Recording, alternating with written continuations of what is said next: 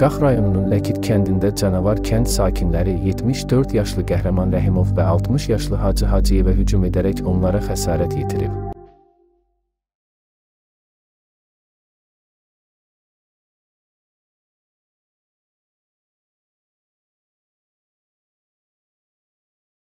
Canavarın hücumu zamanı xəsarət alan Hacı Hacıyev canavarı boğaraq öldürə bilib.